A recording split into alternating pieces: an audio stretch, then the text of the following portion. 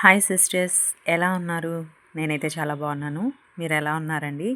నేను వీడియో తీసి కూడా దాదాపు 2 మంత్స్ అయిపోతుంది అనుకుంటున్నాను. ఎందుకు అని అంటే, ఎగ్జామ్ రాసిన తర్వాత నుంచి లిటరల్లీ నాకైతే ఒక ఫియర్ అనేది వచ్చేసింది అనమాట. ఎగ్జామ్ సరిగ్గా రాయలేదు, మార్క్స్ చాలా తక్కువ, అలాగే వచ్చిన ఒక ఆపర్చునిటీ నాకు మిస్ అయిపోయిందే అని ఒక ఫీలింగ్ అనమాట. డైరెక్ట్గా చెప్పాలంటే నేను ఒక డిప్రెషన్లోకి వెళ్ళాను, అది మాత్రం చెప్పగలను. పదే పదే దాని గురించి ఆలోచించడం, ఎందుకు నేను సరిగ్గా రాయలేకపోయాను ఎగ్జాము, ఎందుకు నేను వచ్చిన అవకాశాన్ని మిస్ చేసుకున్నాను. నేను అందరికీ చెప్పాను, బట్ నేను ఎందుకు దాన్ని యూటిలైజ్ చేసుకోలేకపోయాను అని చాలా చాలా ఫీల్ అవుతూ ఉన్నాను. ఇప్పటికీ ఆ విషయం తలుచుకుంటే నాకైతే హెడేక్ అయితే వచ్చేస్తుంది. అందుకే ఎగ్జామ్ అయిన తర్వాత ఒక వీడియో ఏం తీసి పెట్టినట్టున్నాను. ఇంకా తర్వాత నేను వీడియో అయితే చేయలేదు.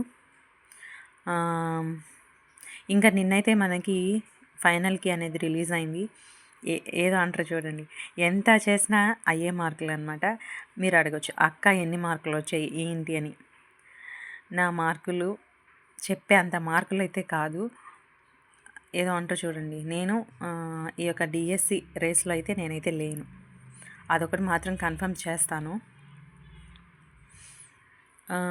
నాలాగా హౌస్ వైఫ్స్ ఉంటారు, మేబీ నాకన్నా బాగా చదివే వాళ్ళు కూడా ఉంటారండి. మరి వాళ్ళకి ఒకవేళ రేస్లో ఉంటే వాళ్ళకి నేను కంగ్రాట్స్ చెప్తున్నాను. ఎందుకనంటే హౌస్ వైఫ్ జాబ్ అనేది చాలా చాలా టఫ్. ఈవెన్ ప్రతి జాబ్ కూడా టఫేనండి. ఎందుకంటే ఎవరైతే దాన్ని అనుభవిస్తారో వాళ్ళకి మాత్రమే తెలుస్తుంది ఆ జాబ్ అనేది ఎంత పెయిన్ అనేది. మనం చెప్తే అది మనకు తెలీదు, అది మనం అనుభవిస్తేనే తెలుస్తుంది. అందులోనూ చిన్న చిన్న పిల్లల్ని పెట్టుకొని చదవాలని చాలా చాలా ట్రై చేశాను. అంటారు కదండి, సపోర్ట్ లేకుండా మనమైతే ఏం చేయలేం. కొంచెం పిల్లలు 7th 6th ఈ ఏజ్లో ఉన్నా పర్లేదు, ఈవెన్ ఫస్ట్ క్లాస్ అయినా పర్లేదు, కానీ ఇంకా అంతకంటే తక్కువ పిల్లలు ఉంటే, బిలో 5 years కానీ ఉంటే ఆ పిల్లల్ని చూసుకోవడం మనకి సరిపోతుంది. మనకి ఎవరు హెల్ప్ లేకుండా పిల్లల్ని చూసుకోవాలన్నా కష్టమే.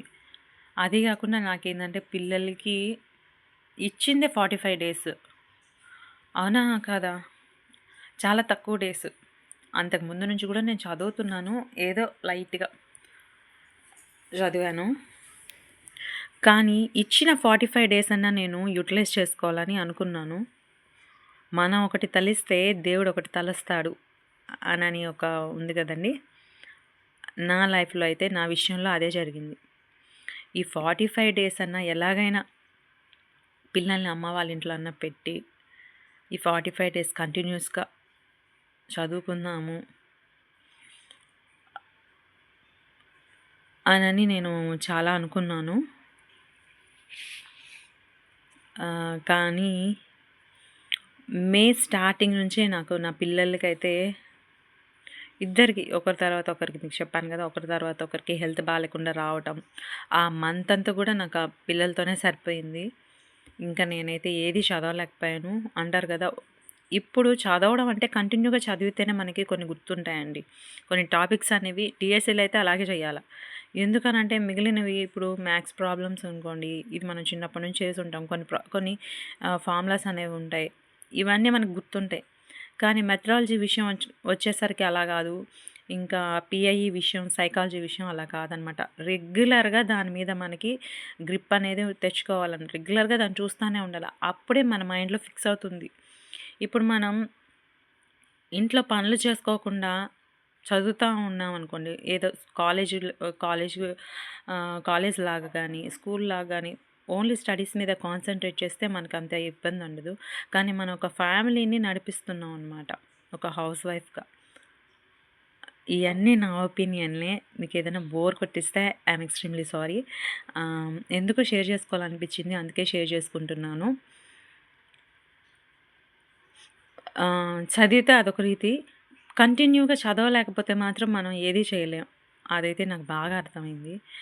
ఆహ్, అసలేం చెప్పాలో కూడా నాకు అర్థం కావటం లేదు. ఓకే అండి. మీ అందరూ ఎలా రాశారు?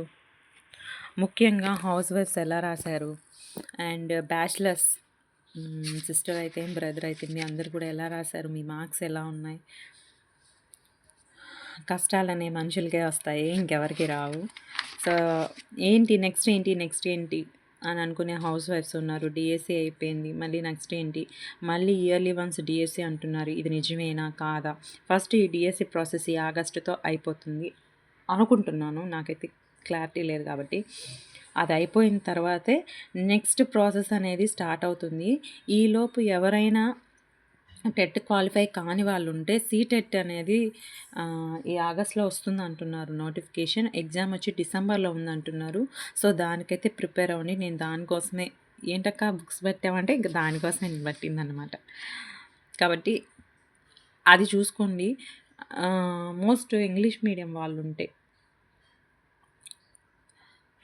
ఏదో అంటారు కదండి, 10 ఇయర్స్ తర్వాత నాకు ఏమంటారు జ్ఞానోదయం అయిందనమాట. అలా సీటెట్ ఉంది కదా నెక్స్ట్ అని చెప్పి సీటెట్కి ప్రిపేర్ అవుదాము అని నా వేలో నేను వెళ్తున్నాను. ఇంక నుంచి స్టార్ట్ చేస్తాను. వీలైతే మీకు కూడా నేను వీడియోస్ పెట్టేదానికి ట్రై అయితే చేస్తాను. ఒకవేళ నేను బోర్ కొట్టించుంటే మాత్రం once again I'm extremely sorry.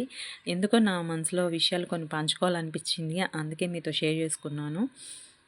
Thank you.